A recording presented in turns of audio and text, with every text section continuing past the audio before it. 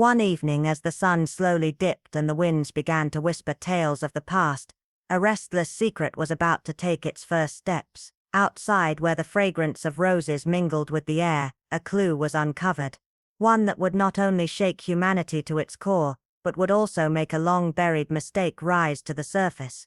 This is the story of a secret so deep, it will drag the vessel of power down into the depths. If you think you know everything, think again. This tale will leave you stunned with every twist and turn. It was a crisp morning in St. Mary's when the letter arrived, slipping quietly through the letterbox of Miss Marple's cottage, joining the usual flow of correspondence. The envelope was simple, cream-colored, and the handwriting, careful though devoid of any flourish, belonged to Mrs. Winthorpe. No doubt, a formal invitation for a charity garden party at the vicarage, to raise funds for the parish roof. Such events were commonplace, but Miss Marple knew better than most that behind the layers of floral arrangements and polite conversation, village gatherings often hid secrets darker than anyone dared speak. The Winthorpes, having only recently taken up residence at the vicarage, had already sparked whispers, mostly about the Reverend's distracted nature and his much younger wife, whose presence stirred more than a little curiosity among the locals.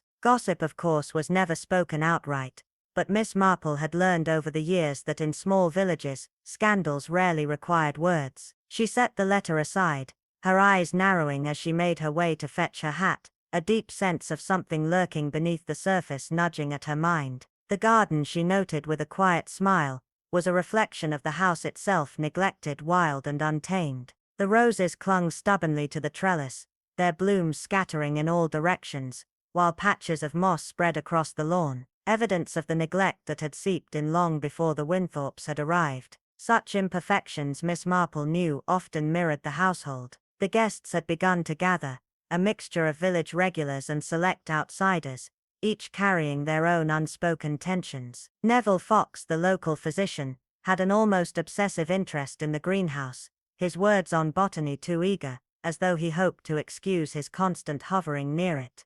Mr. Edgar Thwaites, the church treasurer, was perpetually nervous, his fingers drumming incessantly on his teacup, likely the result of far too many hours spent poring over parish accounts. And of course there was Beatrice Pepper, whose sharp wit and louder-than-life opinions were often shielded by her self-appointed role as a defender of old values. At the center of it all stood Mrs. Winthorpe, elegant but distant, her smile almost too practiced to be genuine. Her husband, the Reverend, was ever by her side, cheerful but clearly distracted, his eyes darting around as if searching for something or someone. Miss Marple moved among them with quiet grace, her knitting bag tucked neatly under her arm, observing more than speaking. The conversations floated across the lawn like the scent of lavender, soft, harmless, and yet, she knew better. Her keen ear caught the slight tremors in tone, the pauses in speech that spoke volumes more than words ever could. There was an unmistakable distance between the Winthorpes, a politeness too deliberate, too forced. Dr. Fox's laughter was a touch too loud, his gaze lingering on Mrs. Winthorpe far too often, despite his efforts to appear absorbed only in his flowers. Mr. Thwaites, with all his nervous fidgeting, seemed more interested in the garden paths than the conversation around him. Beatrice, for her part, held court with a loud, unrelenting monologue about the decline of manners, hiding her sharp observations behind a facade of concern for the church's finances. Miss Marple sipped her tea, a benign smile on her lips, her mind already sorting through the subtle cues, the mannerisms, the quiet shifts in behavior. In this village, it was never the loudest secrets that mattered, it was the hushed ones, the subtle tensions, the things left unsaid that held the most weight. At the far end of the garden, just past the patchy lawn, where it gave way to a thick hedge of laurel, stood the greenhouse. Miss Marple's eyes narrowed at the sight of its locked door. Unusual, she thought, especially since Dr. Fox had spoken of rare plants being housed there. But the explanation felt thin, as though it hid something more. As she passed by, she overheard a brief conversation, Beatrice muttering something about poisonous plants, followed by Mrs. Winthorpe's dismissive laugh. It was nothing, of course, or so it seemed. Yet, Miss Marple bent to examine a rosebush, its petals slightly bruised, as though someone had hurried past it, perhaps too hastily, too carelessly. The crushed flower, the locked greenhouse, the offhand mention of poison, none of it meant anything on its own. But Miss Marple had learned long ago that nothing in this village was ever truly isolated. One thing always led to another, and gardens, like people, had a way of holding on to their secrets. The evening sun had already begun its descent, casting long shadows across the village when the incident occurred, transforming what had once been a pleasant gathering into an atmosphere thick with unease. The garden, which had moments ago teemed with laughter and the gentle hum of polite conversation, now felt strangely still, as if the earth itself held its breath. It all began with a sudden piercing scream, a sound that tore through the air, unsettling in its raw, unrestrained terror. Miss Marple had been sipping her tea, her gaze flickering over the mingling guests when the cry reached her ears. It was no mere startled yelp of someone stung by a bee, or startled by a flower's thorn.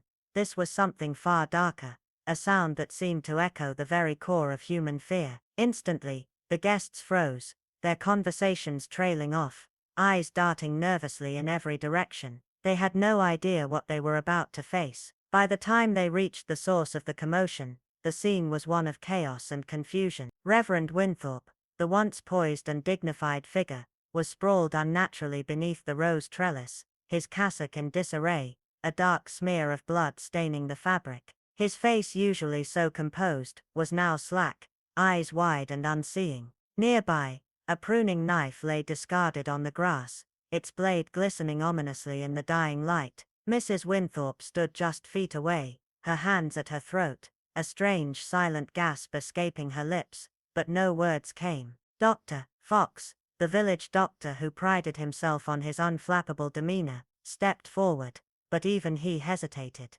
His usual briskness faltered as his eyes locked onto the stillness of the Reverend's body, an eerie calm settling over the scene. Miss Marple, though, was unperturbed, stepping lightly behind them, her eyes sharp and calculating. The garden, once a place of genteel charm, had transformed into something far more sinister. Death, she knew, was rarely a sudden visitor. It crept in sometimes unnoticed, until the right moment came for it to reveal itself in full force. The constable arrived, breathless from his sprint across the village green, followed by Inspector Harper, a man whose experience was written in the furrowed lines of his brow. They moved with the professionalism of those accustomed to crime scenes, their notebook already in hand, their questions direct, mechanical even, as they measured the scene in inches and calculated times. Yet Miss Marple stood apart, watching with keen eyes, her fingers wrapped gently around the handle of her knitting bag, the wool tucked inside it a symbol of the calm she often presented to the world. But inside, her mind was already unraveling the threads of this puzzle, connecting seemingly innocent observations with startling clarity. There was something wrong about the Reverend's cuffs. Soil clung to them, but not in the casual way one might expect after a visit to a flowerbed. No, these marks told a different story. A story of a man who had knelt or dug just moments before his life had been snuffed out. And the missing pocket watch chain. That bothered her far more than she expected. She had seen it earlier that day, gleaming in the sunlight, a gleaming link between a man of humble means and the aspirations he held far beyond his reach. It was gone now, removed, deliberately taken, not in the chaos of a struggle, but with intention. As the constable questioned Mrs. Winthorpe, her responses were a patchwork of fractured thoughts, her eyes darting nervously around as if she sought an escape from the weight of her own thoughts. Fox, ever the professional, offered medical insights no one asked for, though his gaze frequently returned to the body, his mind working in a parallel, though less effective, fashion to Miss Marple's. Mr. Thwaites, the church treasurer, stood near the greenhouse, his back stiff, avoiding any conversation as if afraid that speaking would somehow expose his involvement in the tragedy. But it was Beatrice Culpepper, the ever-volatile figure in the village, who seemed unfazed by the drama unfolding around her. With her usual sharp tongue, she offered her opinion on the Reverend's so-called morality, her voice rising above the others with comments that felt more like verdicts than mere observations. Yet Miss Marple, with her calm exterior, said little. The clues, small as they were, did not escape her notice. The soil, the missing chain, the guest's odd behavior, they painted a picture. But what picture it was, she couldn't yet tell. She only knew one thing: in a village such as St. Mary Mead, nothing ever stayed hidden for long, and soon the truth would come to light. The question was, would anyone see it before it was too late? It wasn't the scream or even the blood that unsettled her most. It was the silence that followed, the collective holding of breath in that drawing room, as the guests were gathered like chess pieces, each wearing the mask of civility over faces quietly cracking at the edges. The fire crackled in the hearth but gave no warmth, and Mrs. Aloan Hartley, the late vicar's widow, sat closest to it, her hands clutching the embroidered armrest so tightly that the fabric began to tear, the fine threads unraveling like the composure she fought to maintain. Across from her, Mr. Rupert Vale, the parish treasurer, stood half-turned toward the window, his shoulders hunched in unnatural stillness as if bracing for a blow. Lionel Crowthorne busied himself needlessly, rifling through his bag, muttering comments about cadaveric spasm and ambient temperatures that no one asked for, his voice hollow, his words disjointed, like a man reciting lines from a script he no longer believed in. And then there was Iris Langdon, the head of the Ladies' Floral Committee, sipping her tea with the smug restraint of a woman who had waited years to watch someone fall, her gaze calm, almost indulgent, as if this chaos confirmed long-held suspicions. Miss Eldora Vale sat to one side, her knitting needles clicking rhythmically, her expression docile, but her eyes sharp, cutting through the room with quiet calculation. There was no accident here. She knew this was a tapestry years in the making, stitched from quiet betrayals, hushed confessions, stolen glances exchanged under candlelight and behind altar veils. The death of Reverend Thorne was not a crime of passion, it was a reckoning, slow, deliberate and buried deep in the soil of generations. The faces around her bore not just grief but fear, the fear of what might be unearthed now that the man who held so many secrets had been silenced.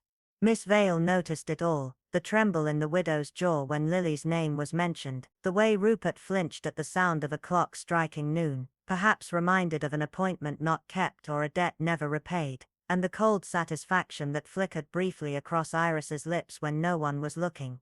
It was in the tiniest things that truth often revealed itself, the faint scent of soil on the vicar's robe, the absence of his signet ring, the bruise forming on the inside of his wrist, not consistent with a fall, but with restraint.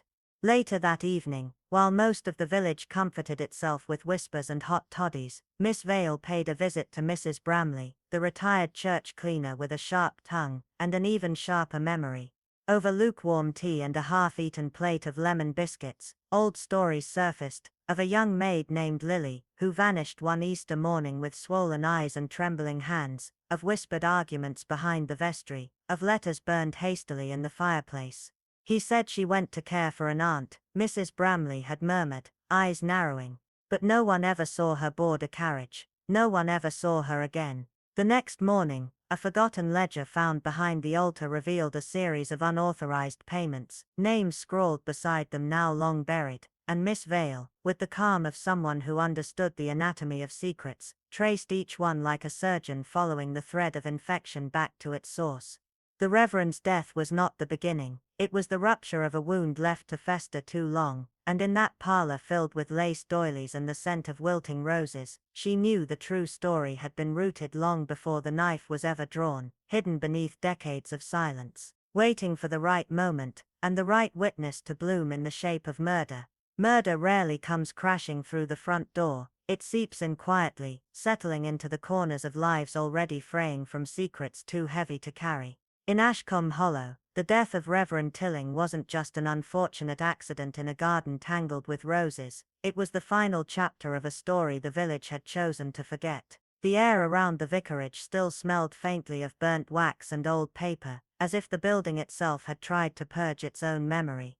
Behind lace curtains and politely brewed tea, people whispered, of course they did, but only in half sentences, the way guilt often disguises itself as discretion. Miss Aloan Hartley, with her ever-present knitting and deceptively mild gaze, had been watching longer than anyone knew. Beneath her calm exterior, lay the sharpness of a woman who had once known betrayal, once loved a man who had vanished under equally curious circumstances. So when the vicar fell dead beneath the rose trellis, Aloan didn't flinch, she leaned in. She recalled, with perfect clarity, how the flowers had bloomed too early that spring, as if something in the soil had changed, nourished by more than compost. A visit to Mrs. Langham's bakery brought more than just warm scones. It brought memories of Lila Pruitt, the maid who had worked for Reverend Tilling before she supposedly left for a better life in the city.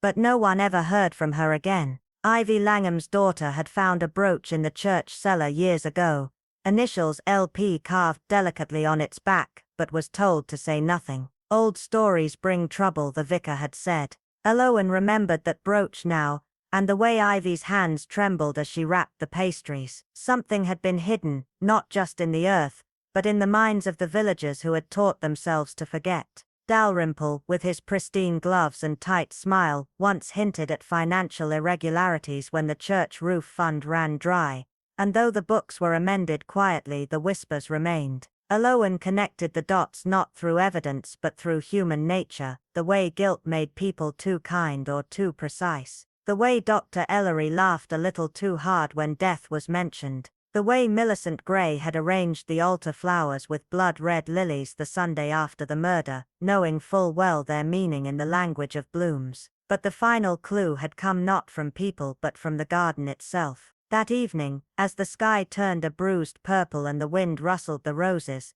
Elowen knelt by the trellis and brushed away the damp earth. Her fingers found more than petals, they found a rusted button, a faded photograph, and a note sealed in wax, though the seal had long since cracked. It read in ink smudged but legible, "You owe a life. The garden remembers." Elowen closed her eyes for a moment, hearing the distant echo of footsteps that had once run across this ground in panic, in shame, in silence. This wasn't a murder born of passion, it was born of decades of rot beneath the surface, where guilt fermented in darkness and secrets waited to bloom like poisonous flowers. Now, one question remained: who among them had finally found the courage or the desperation to dig it all up? It hadn't begun with a scream, nor with blood, but rather with something more sinister, a silence that slid unnoticed between the clinking of glasses and polite laughter. A breath held too long, an empty seat no one thought to question until the sun had long since set.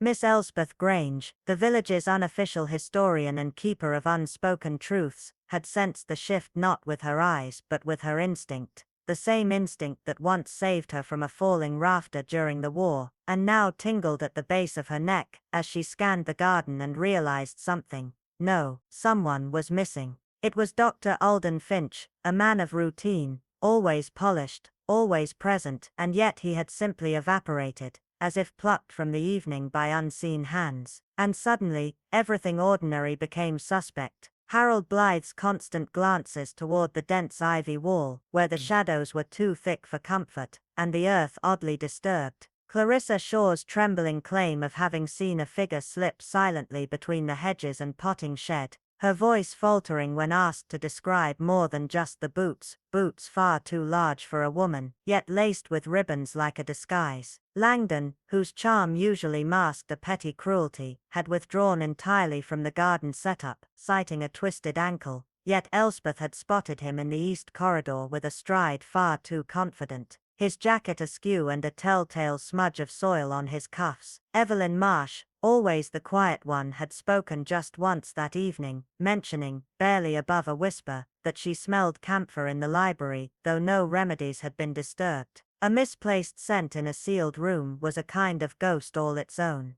Then came Adelaide Greaves, whose excuse of fetching a shawl unraveled beneath the weight of a shattered mirror and an oil lamp that had clearly been moved. How could she retrieve a shawl from a room she never entered? The greenhouse too told its own story, long sealed since the vicar's death. Its door had been left open just enough to invite curiosity, the scent of jasmine cloying, masking something sharper, something iron-laced. Elspeth, ever discreet, had entered and found tiles stained with something half-scrubbed and footprints, one normal, one dragging, as though the walker was wounded or being dragged. When the village constable finally arrived, polishing his boots and gripping his notepad with earnest futility, all eyes turned to the traveling salesman at the inn, a man with soft hands and harder questions, who had disappeared just before dawn, leaving behind only a receipt for one night's stay, and a bar tab he hadn't paid. The police chased that trail eagerly, but Elspeth's gaze remained fixed on the ones who hadn't left, on Blythe's nervous tapping, on Clarissa's over-rehearsed memory, on Langdon's unnatural calm. She remembered the brooch, gold and green, seen on Mrs. Greaves' shoulder at dusk but missing by dinner. She remembered the half-burned letter she'd glimpsed in the study's grate, the edge of a signature, yours always, A. But most of all, she remembered the garden dog,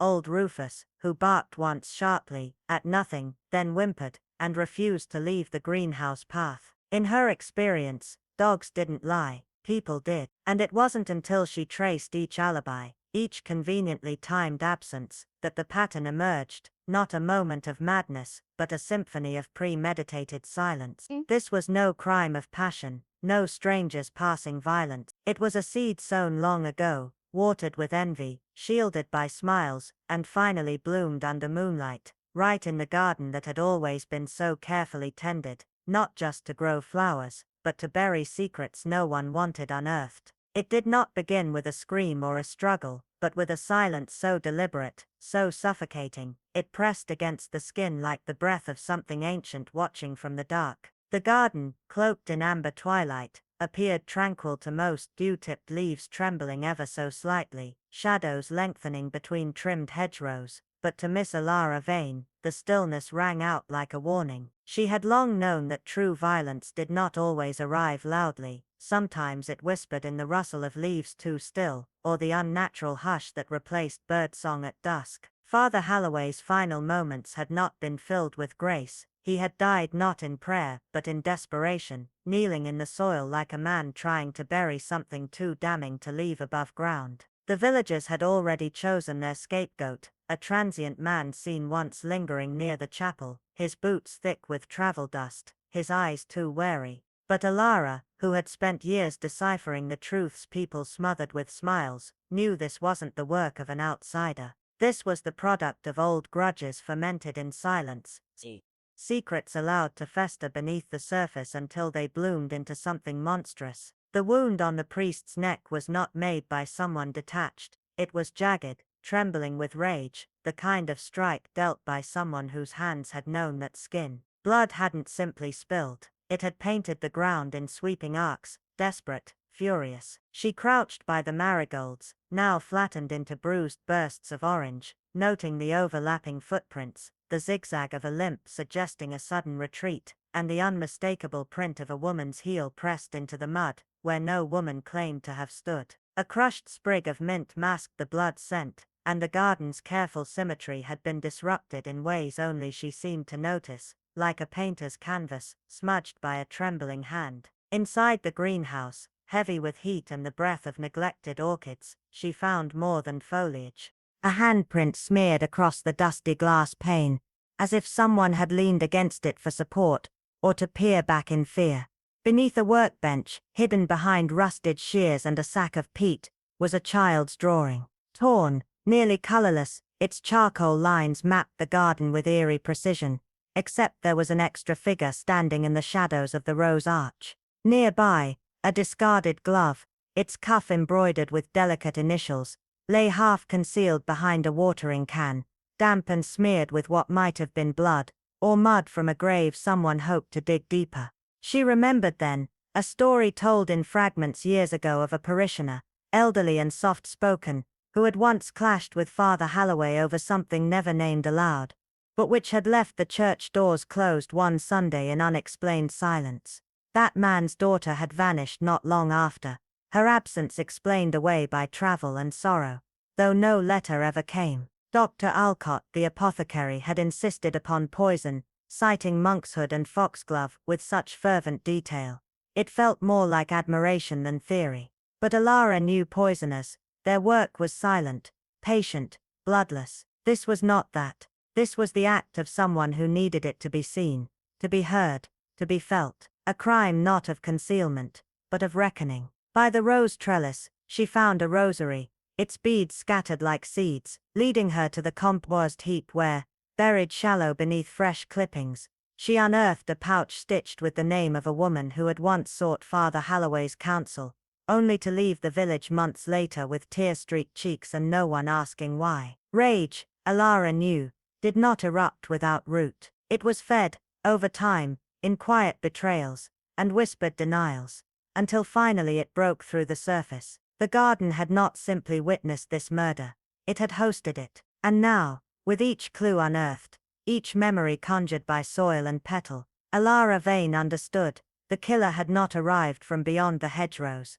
but had grown inside them, nurtured like a weed left to thrive beneath watchful eyes. As the others huddled indoors with their murmurs and measured stories, she remained at the garden's edge, the air thick with the scent of broken flowers, and the ghosts of secrets finally disturbed. This was not a tragedy, it was a harvest, and the garden had remembered everything. It did not begin with a journal, or a name whispered over tea, but with a shadow moving where no shadow should have been, in the dying light beneath the chapel eaves, where ivy grew too thick and silence seemed to hum with accusation. The village of Dunley, so carefully preserved behind white fences and seasonal wreaths, had a heart that beat beneath the soil, slow, secretive and bitter. Miss Thalia Croydon, whose quiet eyes had once mapped battlefields of human deceit in far more civilized rooms, stood near the edge of the old rectory garden, the scent of crushed yarrow rising like a warning. The new priest, Father Merrill,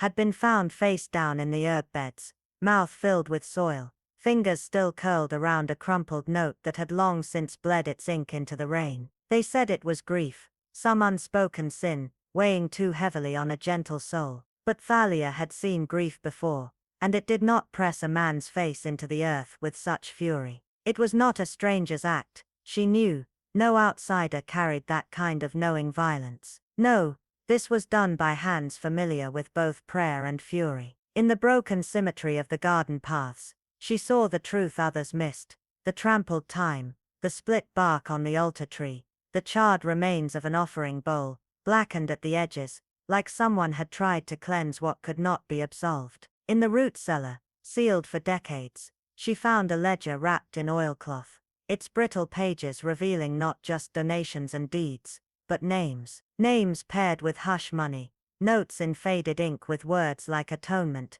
and containment. The same names that now appeared carved faintly into the stones behind the chapel, hidden beneath moss. Girls who had vanished, boys sent away, servants dismissed with urgency and no farewells. The truth wasn't just buried, it had been cultivated, fed and watered by silence, until it bloomed into rot. Thalia followed the trail, to the caretaker's cottage, where Elias Grange, a man older than he admitted, and quieter than was natural, spoke without looking at her, his hand polishing a brass bell with mechanical devotion. His brother, it turned out, had been one of those sent away, a boy accused then forgotten. Thalia pressed further, connecting whispers with timelines, letters with disappearances, and always at the root, the same figure, Father Merrill's predecessor, Father Josiah March, revered and untouchable in his day. But even gods fall, and March had fallen hard, buried not with reverence,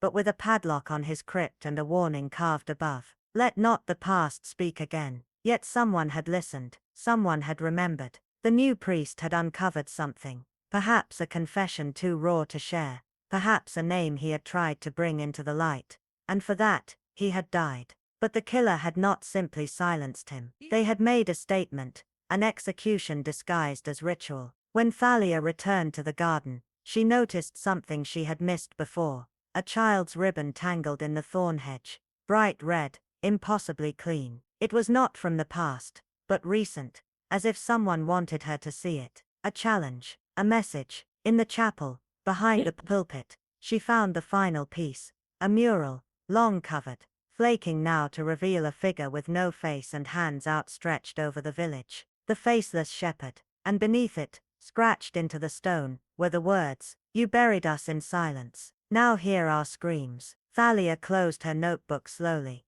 her breath shallow. This was not just murder, it was the first toll of a reckoning, echoing louder than any sermon, and it had only just begun. Beneath layers of dust and brittle receipts for choir robes and altar lilies, Miss Alara Finch's fingers stumbled upon something that sent a chill through her bones. A ledger tucked inside the hollow spine of an old parish journal, marked only with faint initials. Each month, without fail, a substantial sum had been withdrawn from Reverend Aldrich Hensley's private account, and sent quietly to a man named Elias Greaves. On paper, it looked routine, disguised among costs for communion wine and repairs to the nave roof. But Alara, with her talent for reading between the silences, sensed rot beneath the gloss. A quiet conversation with the bank clerk, who hesitated, but folded under Alara's gentle persistence, confirmed it. The payments began shortly after the sudden disappearance of Clara Wren, the Reverend's young maid, whose absence had once stirred rumors thick enough to choke the Sunday air. Clara, radiant and full of unspoken stories, had vanished one storm-drenched night with no farewells, leaving behind only a worn apron, a broken comb, and the haunting echo of unvoiced scandal. Some whispered of a child, others of forbidden affections, yet nothing was proven, and with time, the village chose silence over truth. But the payments continued, year after year, each deposit a weight pressed deeper into secrecy, as if Hensley was buying not silence, but time. And then, one frost-bitten morning, the money stopped. No explanation, no final message, just a pause so loud it echoed. Days later, the Reverend was found dead beneath the skeletal branches of the rose arbor behind the vicarage. His body collapsed near the frozen earth, his hand stiff around a rain-smudged letter that bore a single searing line. The past is not buried. It waits. The ink had bled, but the message remained sharp as broken glass. Miss Finch examined it under lamplight, the penmanship unnaturally neat, an imitation of someone else's style. Not Greaves, his rage would have been messy, his vengeance loud. No, this letter bore the stillness of someone who had waited, and watched, and sharpened their pain until it cut clean. Alara followed threads no one else dared touch, from a church bulletin misspelling Clara's name to a funeral guestbook signed in trembling ink by a M. Wren, her sister Miriam, who had lived in the village all along under a married name, unseen yet always present. Miriam had endured decades of polite nods and averted gazes, of prayers muttered too late, of a child raised behind veils of fiction. It was she who had written the letter. Alara felt it in her bones, not out of hatred, but from something colder, resolve. The murder hadn't been born from a moment's fury, it was the harvest of 20 years of grief sown beneath Sunday sermons and strained smiles. The Reverend had died not for what he did alone, but for the sin of letting it fester unatoned, believing time could wash away what silence had only buried deeper. Now, with the truth blooming like a poisoned rose from the soil, Miss Finch sat in her parlor, her knitting abandoned, her thoughts heavy. Justice in a place like Dunstow Hollow didn't arrive in handcuffs or headlines, it crept in through the cracks masked in whispers and trembling teacups. And as rumors bloomed anew of Mrs. Halcroft's sudden closeness to the widower Mr. Beecham, of glances that lingered too long at the Sunday market, Alara understood that the past was not done speaking. In villages like hers, where memories fester and forgiveness is rationed, murder is never just a crime. It's a message rooted, deliberate and whispered between the lines of what is politely left unsaid. Beneath the glimmering crystal chandelier of her drawing room, Mrs. Mortimer sat, her figure taut with tension, hands clasped tightly in her lap as though clutching onto something fragile, something she feared might slip through her fingers at any moment.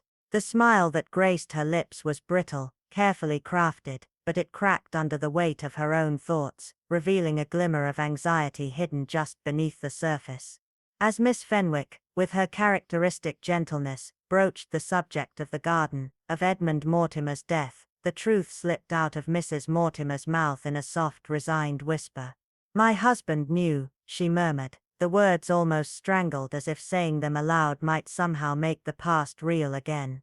Her eyes fluttered shut for a brief moment, and when she spoke again, her voice trembled with the weight of history. "He found the letters, not anything improper, you understand," she quickly added, as though trying to reassure herself as much as Miss Fenwick, but enough to confirm the suspicions that had haunted him for years. That there was more to what he knew. The words hung in the air like a dense fog, suffocating the space between them. "He threatened me. Told me he would divorce me. Make it public. A vicar's wife disgraced, reduced to nothing in the eyes of our village. And it wasn't just about the scandal. No, the shame of it, the whispers behind closed doors, the silence at the dinner parties, the glances I would never escape. That was worse than the public exposure." She shuddered slightly as she finished, her hands trembling slightly as she gripped the hem of her shawl. Miss Fenwick, ever the attentive listener, nodded softly. Though her mind raced, Mrs. Mortimer's fear was palpable, but it wasn't just the scandal that haunted her, it was something much darker, something far more personal. There was terror buried beneath her calm, a terror not from the judgment of society, but from the man who had once been her protector, and now, in her eyes, had become a tyrant. That was what kept her awake at night. Not the hushed whispers of the village, but the fear of Edmund's wrath, the rage that had once been directed toward her in ways both physical and emotional. The truth lay in the silence between them, in the unspoken words that lingered like a shadow, just out of reach of the daylight. He was a good man, Mrs. Mortimer said carefully, her words measured, as if weighing each one on a scale of righteousness. A man who commanded respect from the pulpit. But her fingers twisted the edge of her handkerchief, her smile faltering for just a moment, just long enough for Miss Fenwick to see the cracks. Beneath that fragile exterior, there was a woman who had been worn down by years of quiet suffering, who had learned to tiptoe around the fury that simmered behind Edmund's eyes. For all his public respectability, behind closed doors, he was a different man entirely, a man who could break with a word, with a glance. And Mrs. Mortimer, who had once loved him, had now learned the art of survival, learning to endure, to bend, but never break. She hadn't just feared the fall from grace in the eyes of the village. No, it was Edmund's rage, his controlling nature, his unrelenting anger, that had kept her awake in the dead of night. It was fear, a cold, suffocating fear that no one but she had felt. Edmund was not the man they saw in the church, Mrs. Mortimer continued, her voice growing quieter as the weight of her admission settled heavily between them. He was someone else behind closed doors. Miss Fenwick's sharp eyes caught the smallest movement in Mrs. Mortimer's demeanor, the slight flinch, the way her gaze flickered for a second, as if retreating into a memory too painful to relive. In that moment, Miss Fenwick knew the truth that no one in the village could see. Edmund Mortimer may have been adored for his public persona, but within the walls of their home, he had become a storm, a tempest of verbal and physical violence that had eroded Mrs. Mortimer's soul over time. She had lived in fear, yes, but it wasn't just the fear of public exposure, it was the crushing, suffocating fear of the man she had once vowed to love. And perhaps that, more than anything else, had driven her to a breaking point. Miss Fenwick's mind drifted to the whispers of a former maid, Edna, who had left the vicarage years ago, but whose memories lingered like ghosts. I found a teacup once, Edna had said, her voice soft, barely a whisper. It had been thrown across the room. It was just after supper, Mrs. Mortimer, she had a bruise. Edna paused, her gaze dropping to the floor, as though the weight of her confession was too heavy to bear. She said she slipped. But we all knew better. The words echoed in Miss Fenwick's mind like a dull, painful thud. Edna's voice, full of quiet dread, told a story that no one had dared speak aloud. The village had turned its back on what was happening behind the vicarage's doors, pretending that everything was as it seemed. But Miss Fenwick could hear the truth beneath Edna's words. Mrs. Mortimer had not only lived with the guilt of her hidden affair, but she had been subjected to a kind of quiet brutality, too. A brutality masked by the outward appearances of civility, but one that no one had dared to speak of. As Miss Fenwick walked home that evening, her knitting bag tucked neatly under her arm, she couldn't escape the nagging question that had followed her all day. Could Mrs. Mortimer have done it? Could the years of fear, the years of hidden suffering, have driven her to murder? The possibility gnawed at her. A violent quarrel in the garden, a knife within reach, a woman pushed too far by a lifetime of cruel words and blows. It was possible, even likely. But still, there was something that didn't add up. The brutality of the crime felt older somehow, more practiced. Miss Fenwick could almost see the hand that had struck, the motion slow and deliberate, as though it had been rehearsed in the dark corners of Mrs. Mortimer's mind for years. Guilt, yes, Mrs. Mortimer carried that. But guilt alone was not enough to explain the crime. Relief, perhaps. But relief was not a motive. It was a consequence, something that came after the deed. No, there was something else, something deeper that even Mrs. Mortimer herself had yet to fully understand. And that, Miss Fenwick thought, was the key to the mystery of the garden murder. It wasn't just a crime of passion. It was something far more insidious, more tangled in the fabric of Mrs. Mortimer's life, and Miss Fenwick knew that somewhere, in the quietest recesses of that garden, lay the key to unlocking it all. The murder had been just the beginning. Miss Marple had long suspected that the truth of a death lies not in its aftermath, but in the delicate moments leading up to it, those fragile seconds when the heart stutters and the mind reels, when every small detail might offer a glimpse into the soul's final revelation. With her meticulous and methodical mind, she pieced together the events of the minister's final day, unraveling it thread by thread, until a clear picture emerged. That fateful afternoon, the minister had stumbled upon the letter, Mr. Thwaites' letter to Mrs. Winthrop, a confession veiled in affection, too intimate and too full of emotion to be easily ignored. It was a letter that spoke of secret affections, and the kind of closeness that could destroy reputations and homes.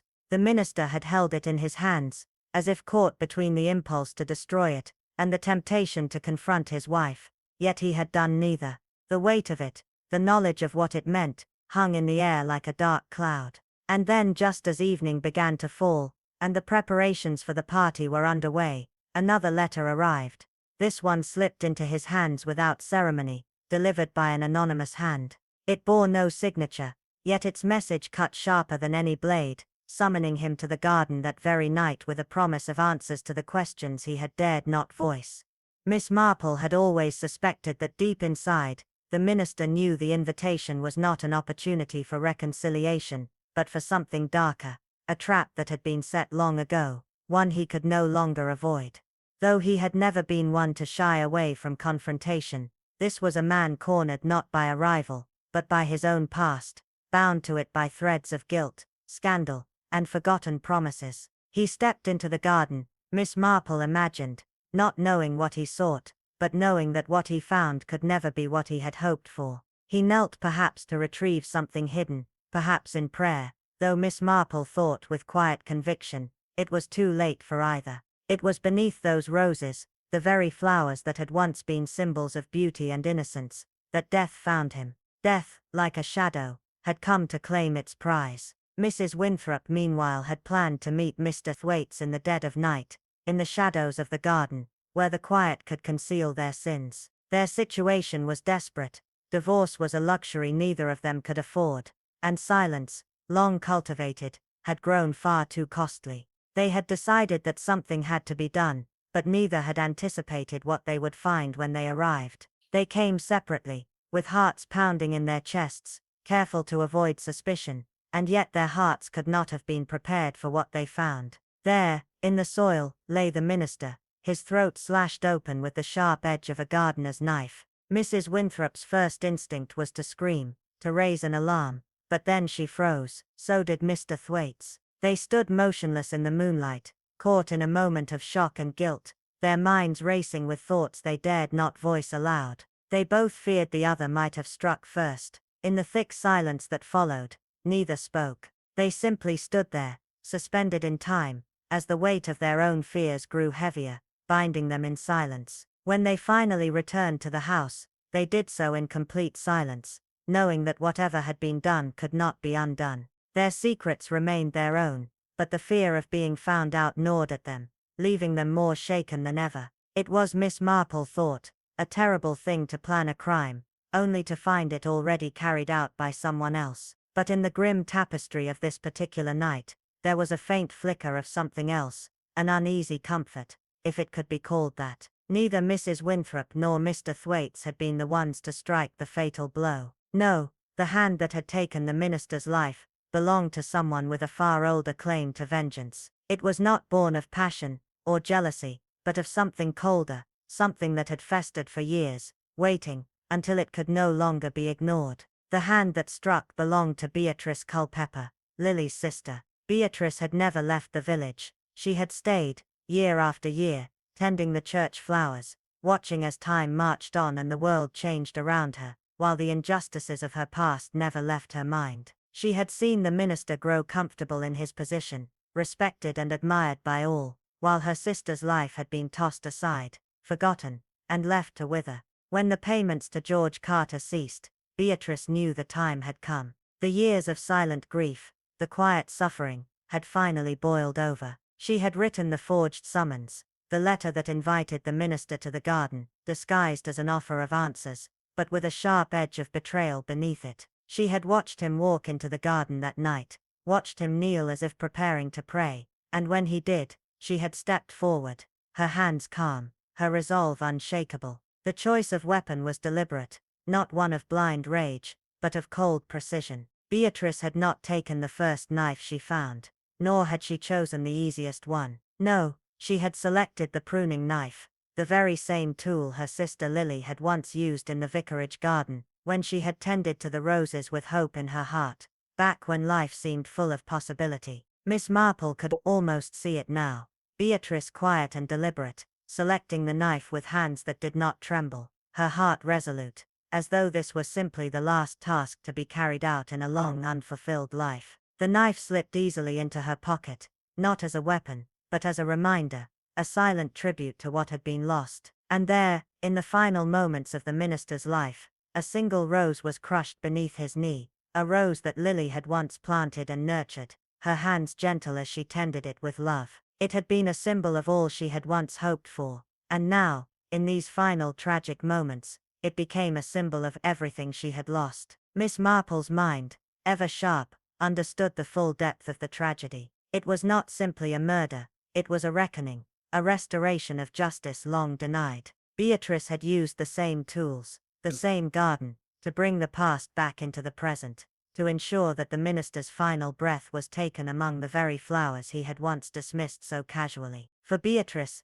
it was not an act of passion, nor one driven by rage, but a duty fulfilled. Finally, the debt was paid, not in fury, but in the cold clarity of a justice long overdue. The minister had paid the price for his arrogance, his neglect, and his silence. And though the deed was done, Miss Marple knew that, for Beatrice, it was not a victory. It was the end of a long painful chapter, one that had taken years to bring to its grim inevitable conclusion.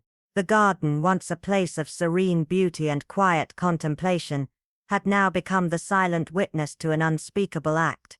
Its roses, once vibrant with life, now carried a darker, unspoken meaning. The very soil which had nurtured generations of life, had now been stained with the blood of one whose life had been prematurely claimed by vengeance. There would be no grand public trial, no dramatic confession shouted to the heavens. Instead, the truth would seep into the village like the faintest whisper on the wind, its presence felt but never overtly acknowledged. Beatrice Culpeper, the sister who had lived in the shadows of her family's pain for so long, would quietly confess to the bishop, her voice steady, unwavering, no doubt of the justice she had served, but of the unbearable burden it had placed upon her heart. The village, ever watchful but never too intrusive, would absorb the truth slowly, like the earth absorbing rain, leaving no trace on the surface but forever changed beneath. They would speak in hushed tones at first, for such revelations demanded it, but in time, the whispers would fade, replaced by casual references to Beatrice's devotion to her sister, and the peculiar, almost unfathomable, ways in which justice found its own path in a place like St. Mary Mere.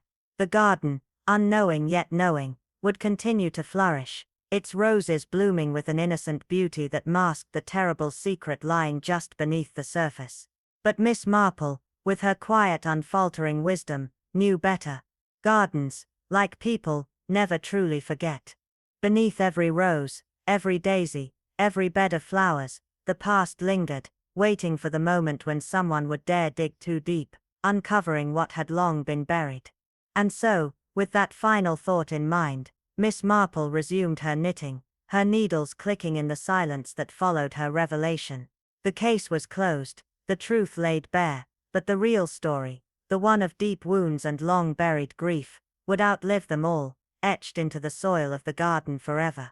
The invitation had been sent, a summons without explanation, yet in St. Mary Mere, such things required no further detail. When Miss Marple called upon you, you attended, whether it was out of curiosity, respect, or the quiet nagging feeling that she already knew the deepest secrets you harbored. And so, they gathered in the vicarage parlor, the air thick with the ghosts of the past, the room heavy with unspoken words. Winthrop, perched on the edge of her chair, Her gloved hands folded tightly, looked like a woman trying to hold herself together, but the tension in her posture betrayed her unease. Mr. Thwaites stood by the mantelpiece, avoiding the gaze of the others, his face a mask of apprehension. Dr. Fox, forever twitching with nervous energy, toyed with his cufflinks, unable to sit still. Beatrice Culpepper, ever the picture of calm, sat in the center, her knitting bag on her lap, an almost absurd prop in a room where no one would dare pick up a needle today. Miss Marple, calm and composed, took up her own knitting as she began the conversation with her characteristic mildness. "It occurred to me," she said, her voice light but laden with meaning, "that a garden party is a rather curious place for murder, so very public, yet strangely private, all at once."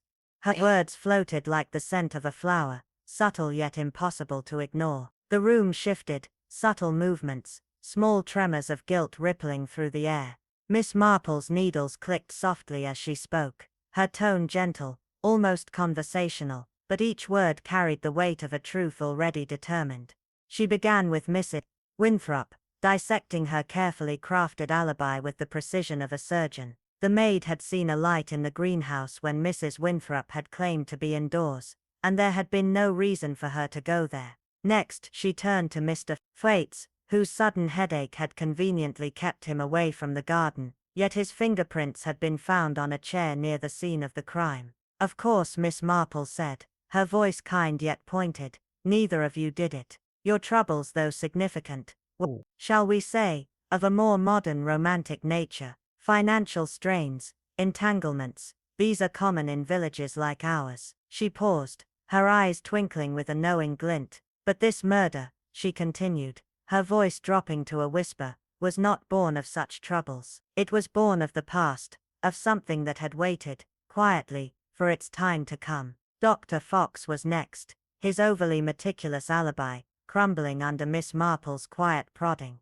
"You see," she said sweetly, "people rarely remember their innocence so precisely. Each small lie was laid bare, not through accusations but through the quiet inevitability of truth, as though Miss Marple were simply straightening a crooked picture frame." Finally, Miss Marple turned to Beatrice Culpepper, whose stillness had been the most telling of all. "Beatrice," she said softly, almost with a motherly warmth, "I noticed something rather curious when you arrived at the party. Your hat," she said, pausing, "had a faint smudge along the brim. At first, I thought it was soil, but when I looked closer, I realized it was something else entirely." The room fell silent, every eye fixed on Beatrice as the truth, long hidden beneath layers of care and compassion, began to break the surface. As the final words hung in the air, an almost oppressive stillness settled over the room, the kind that grips the soul when a truth too profound to bear is at last unearthed. Miss Marple's voice,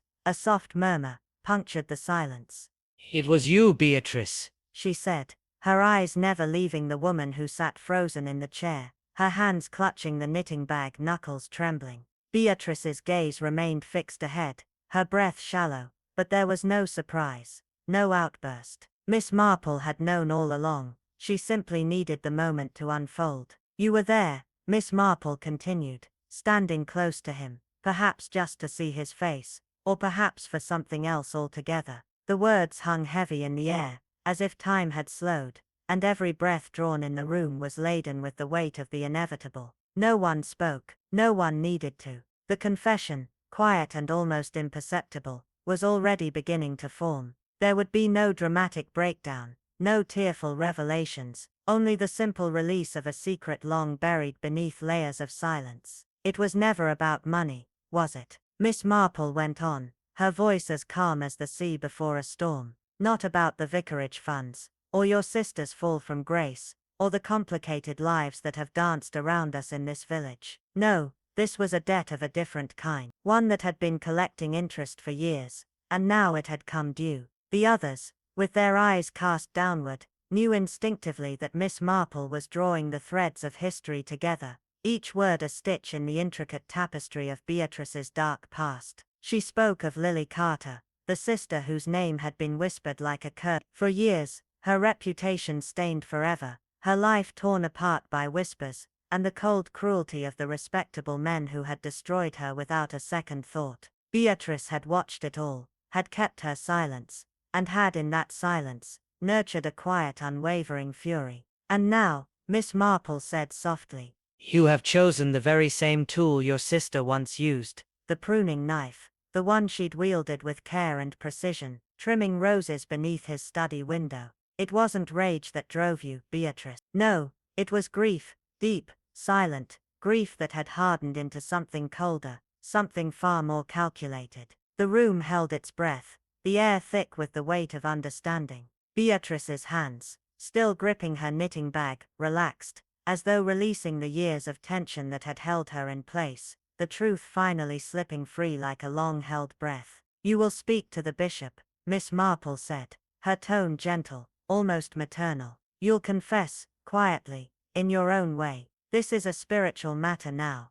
The others nodded, not with approval, but with the quiet understanding that, in the village of St. Mary Mead, some things were best dealt with close to home, where the wounds could be mended, and the truth, however painful, could be absorbed like water soaking into the earth. They would talk, of course.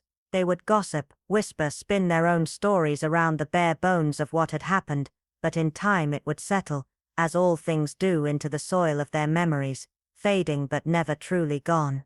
Beatrice would remain a part of the village, tending the flowers in the church, attending services, living with the quiet weight of her past, the secret she would carry with her until the end of her days. Miss Marple, as always, knew that justice was not always found in laws or public trials. Sometimes it was found in the quiet moments, in the spaces between words, where a soul could find its peace.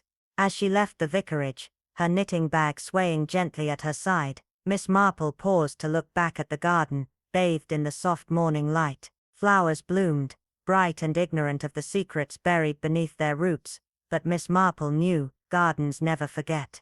Beneath every petal, every blade of grass, there was a story waiting to be unearthed.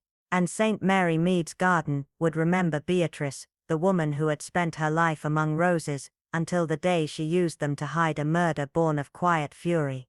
As Miss Marple walked on, her steps light and measured, the distant sound of flowers being cut for the altar echoed in the air, unnoticed by those who didn't know that each petal carried a story, and that in St. Mary Mead, the flowers, like the people, carried secrets that the earth would never reveal. It wasn't just the pruning knife that had revealed the truth, but a series of delicate, almost imperceptible details, that had one by one, slowly unlocked the hidden layers of a carefully concealed mystery. The crushed flower, its petals bruised and broken, lay discarded in the soft soil, as if it had been trampled in the rush to hide something far darker. A smear of blood, almost imperceptible, stained the brim of a hat, its deep crimson contrast so faint against the fabric it might have been missed by anyone else. But in Miss Marple's world, it was these minute details, the ones most people would dismiss as inconsequential, that spoke the loudest. It wasn't the grand gestures,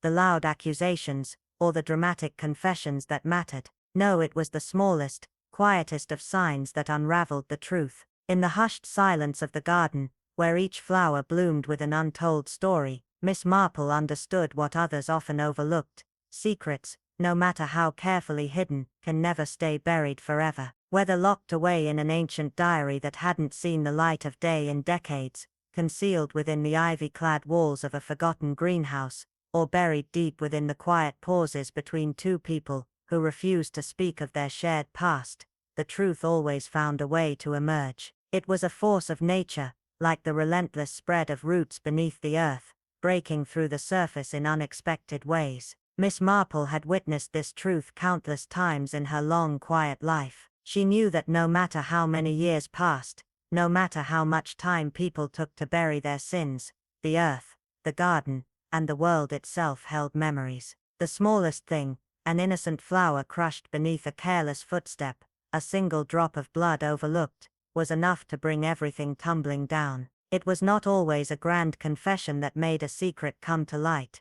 Often it was the smallest imperfection in a story, the tiniest crack in the facade, that revealed everything. Beatrice's secret had been buried for so long, tucked away like the petals of a rose pressed between the pages of a forgotten book, But the garden remembered.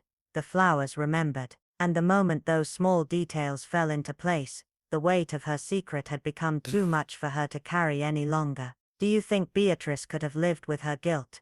Miss Marple asked, her voice soft but full of an eerie certainty, as if she already knew the answer. Could she have spent her days tending to the garden, listening to the quiet hum of village life, and yet carried that heavy burden inside her? Or was it the garden itself, with its gentle beauty and dark memories, that would have forced her to confront the truth she'd tried to bury all these years? Miss Marple paused for a moment, allowing the question to hang in the air. The garden, after all, had its own way of remembering things. It held not just the flowers, but the echoes of every whispered conversation, every secret glance, every quiet promise made beneath its sheltering boughs. It was as though the very earth itself bore witness to the events that had transpired, and it would never forget. She turned to the audience, her eyes sharp as she considered them, her expression one of quiet wisdom. Tell me, she continued, her voice now carrying a gentle weight, if Beatrice had never been caught,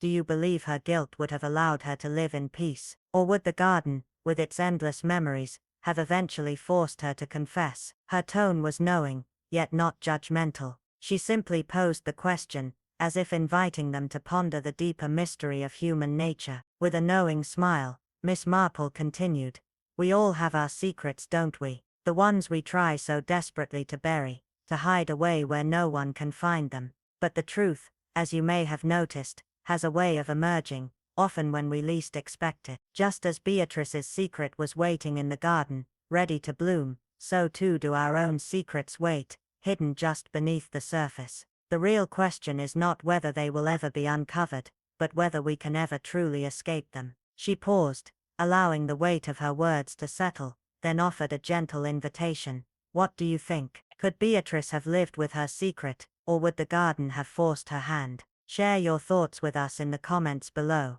We love hearing your theories, and we read every single one. Your insights are always so thoughtful. A slight smile tugged at her lips as she added, and if you enjoyed this mystery, don't forget to subscribe. Your support helps us bring more tales like this, full of twists, turns and the quiet revelations that make a mystery so delicious. Miss Marple's gaze shifted once again to the distant horizon, where the village lay nestled in the morning mist, peaceful yet full of secrets. Share this with those who love a good mystery. We'll see you soon, with another tale to keep you guessing until the very end. And remember, every flower bed, no matter how beautiful, hides a story. And every village, no matter how idyllic, carries its own darkness, tucked away beneath the surface, just waiting to be uncovered. As Miss Marple turned to leave, the faintest rustle of leaves could be heard behind her, as if the garden itself, in its quiet wisdom, was whispering its secrets to anyone who would listen.